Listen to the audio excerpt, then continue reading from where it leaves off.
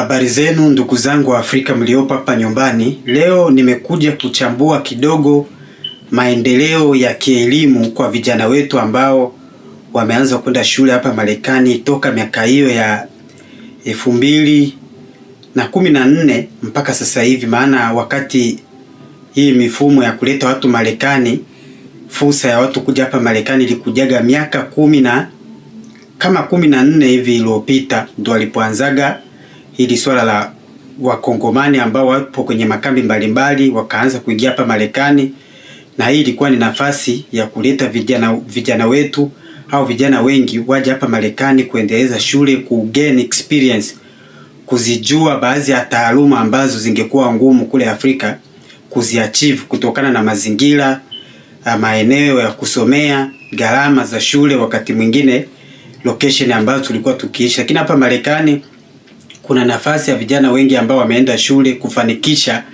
kile ambacho wameenda kusoma na kutafuta makazi ambayo yatabadili maisha yao completely. Yani taaluma ambazo wanaweza wakazisomea zikafanya maisha yao yabadilike, kwa sababu hapa Marekani kuna baadhi ya kazi ambazo zinalipa hela nzuri sana, kama kuwa daktari, kuwa rubani wa ndege, au wale wakuu ambao wanaosimamia masuala ya serikali, kujiingiza kwenye masuala ya kugombea baadhi ya nafasi za kiserikali, kufanya kazi hizi ngazi za juu za mahospitali mbalimbali, sio hizi daraja za chini.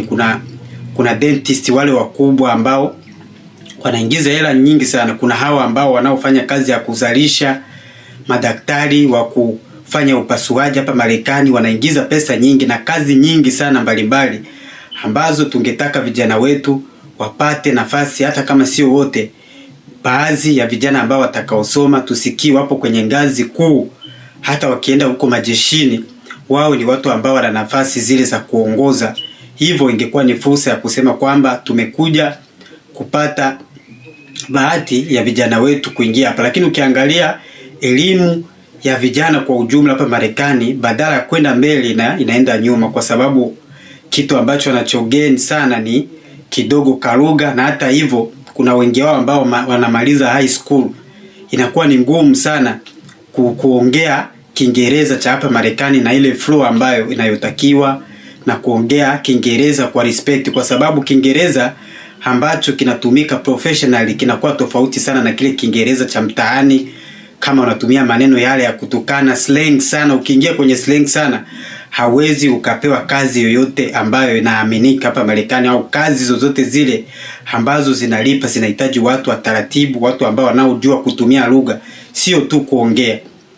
Sasa ukiangalia hivyo vyote vitu vina play part kwa vijana wetu kutosonga mbele kielimu hapa Marekani. Lakini kitu kingine ambacho ni sababu kuu ni kufocus. Vijana wanakosa focus, kwa sababu kila kitu ambacho unachokifanya ukikichukulia serious, lazima Mungu akuunge mkono, kwa sababu anaona ile time ambayo una spend, zile nguvu ambazo unazotumia, juhudi zile unazotumia. Kwa hiyo anakupa nafasi za wewe kupenya.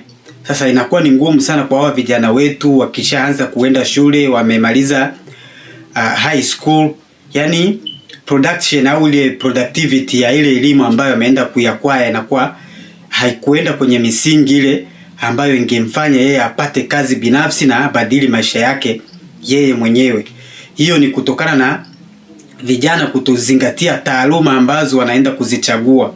Yani elimu sio tu elimu, inatakiwa uchague taaluma ambayo inayoendana na misingi au akili yako. Kwa mfano wewe mathematics inakuwa ni ngumu sana. Ni ngumu sana wewe kufanya vizuri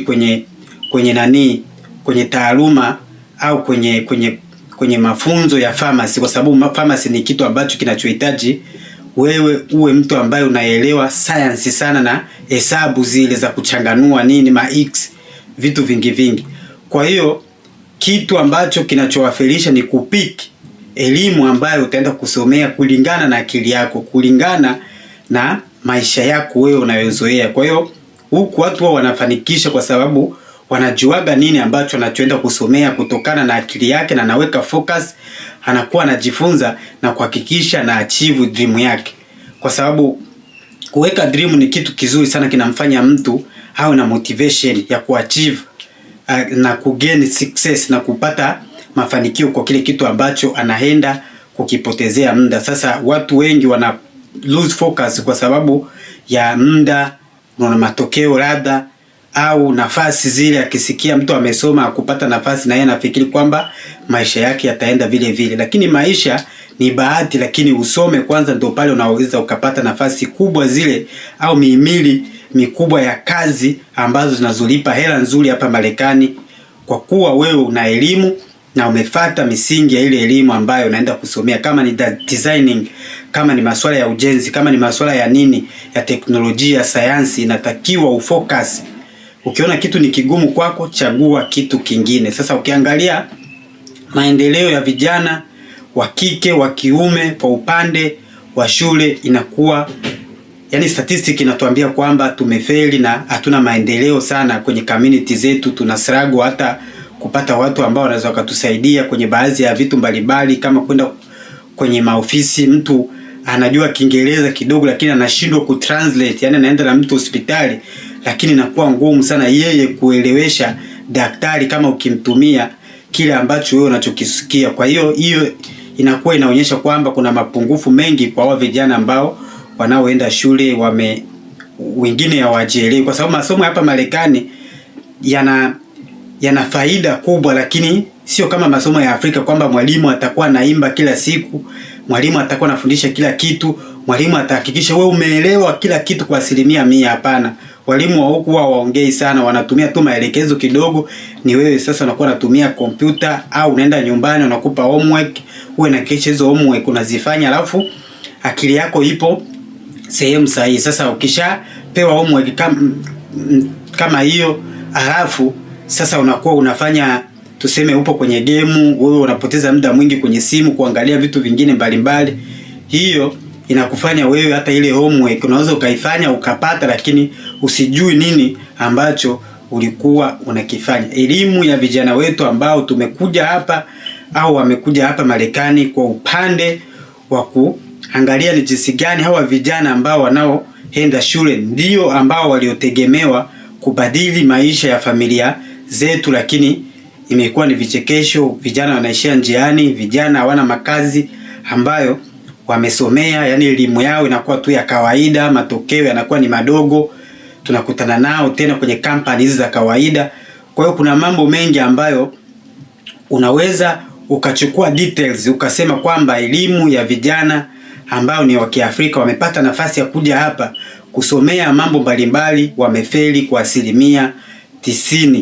Yani kuna 10 ambayo itakuwa imefanikiwa, na wengi wao mimi siwajui, kwa sababu nikiangalia hata hapa Cleveland kuna vijana wengi ambao wameenda shule lakini hakuna chochote ambacho wamekifanya cha ajabu sana, kwamba siku moja umemkuta amekusurprise anafanya kazi ambayo inalipa vizuri, kazi nzuri, kazi inaendana na elimu ambayo ameenda kuakwaya huko shuleni. Mtu anaweza akasema kwamba nurse kuwa nurse kwamba ni kazi moja ya ajabu.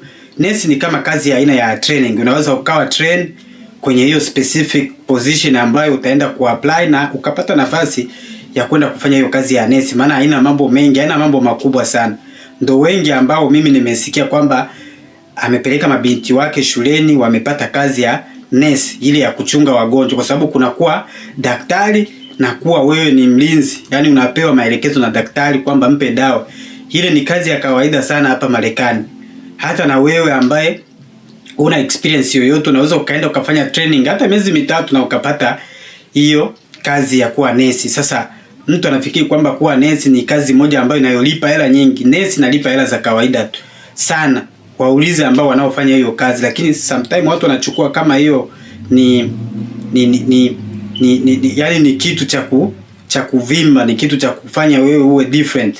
Hapana, kuna kazi ambazo unaweza ukazifanya leo na baada ya mwaka mmoja ukapata hela za kutosha ambazo zinaweza zikakufanya wewe ununue nyumba, ununue vitu vya maana sana ambavyo tutasema kwamba huyu amefanya mambo mazuri sana kutokana na elimu ambayo ameipata, na ana kazi nzuri na anapokea kazi nzuri. Nafasi zipo lakini sio rahisi kuzipata, na ndio maana kila unapoenda shule na takiwa ufocus, uangalie nini ambacho unaweza ukaweza. Kama unaweza masuala ya kompyuta, fuatilia masuala ya kompyuta kwa kina, na usikate tamaa kwamba kwa sababu una homework ambayo umepewa na mwalimu ukaja huko nyumbani alafu ukakaa tu. Inabidi ufanye research, inabidi ufanye training, inabidi uangalie Google kitu ambacho uelewi, inabidi utafute. Hata huko kwenye YouTube kuna walimu ambao wanaofundisha kama mimi ninavyoongea hapa, ili ugain knowledge, ili ile elimu yako uende uprove kipindi unapoenda kuomba kazi. Kwa sababu unaweza kumaliza shule ukapewa cheti, lakini shida ni kuaga pale ni wewe unaweza ukadefend cheti chako ambacho umepewa. Hapo ndipo huwa kuna changamoto kubwa sana ya kudefend cheti ambacho umepewa huko shuleni. Elimu inasaidia mtu kupata nafasi za kazi ambazo zipo high. Zile rank positions zinahitaji watu wasomi. Usifikiri kwamba mtu anayefanya kazi huko kwenye government ya Marekani au serikali ya hapa, uongozi wa hapa Ohio au kwenye state ambayo unayoishi kwamba hakusoma. Ili upate nafasi kubwa ambazo zinazolipa pesa nzuri, natakiwa uende shule.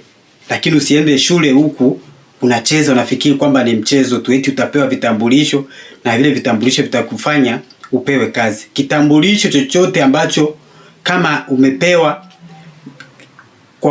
kwa muundo wa achievement kwamba umemaliza shule, haiwezi kukufanya wewe upate kazi.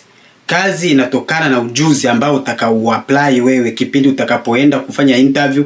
Wanakuuliza maswali, unajibu kama wanavyotaka na upo ready, unaonekana upo tayari, kwa sababu kazi nyingi nzuri zinahitaji wewe upate interview at least ya dakika 30.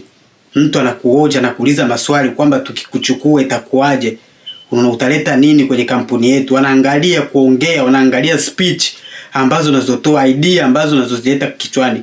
Hizo ndizo zitakazowashawishi kukuchukua wewe kuliko kumchukua mtu mwingine. Maana candidate wa hizi position nzuri huwa zipo na watu wengi sana.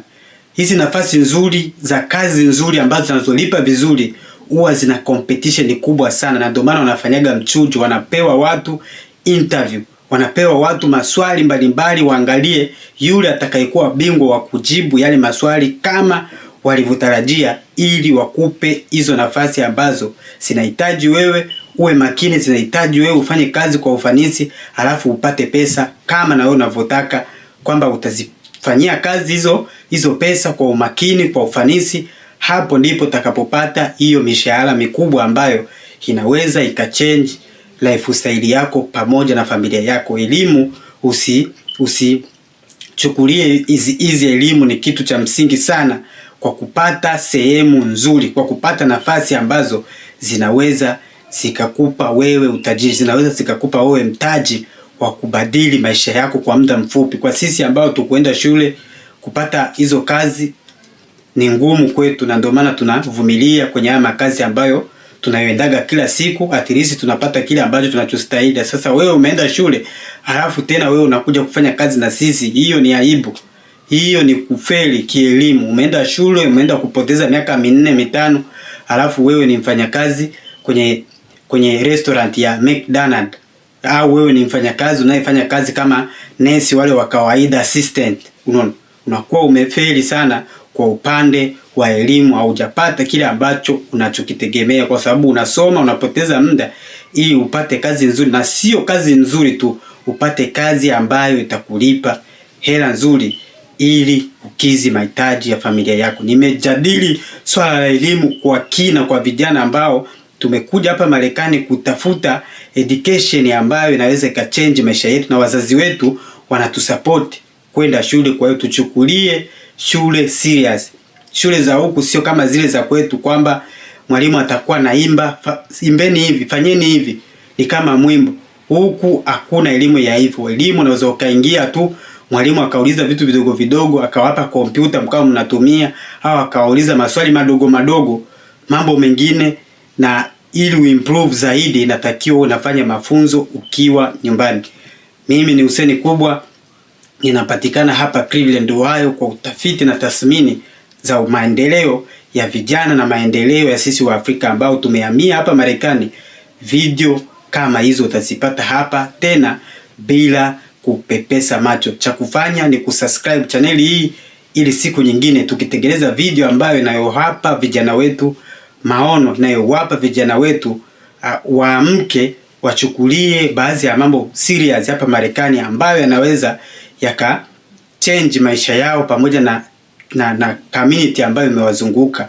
Hicho kitakuwa ni kitu kizuri ambacho tutakuwa tumekifanya vijana ambao tumekuja hapa tusaidie familia zetu na tusapoti maisha yetu na kuchukua fursa ambazo zipo hapa wazi kabisa tukiwa serious. Hiyo itatusaidia sana. Asante sana.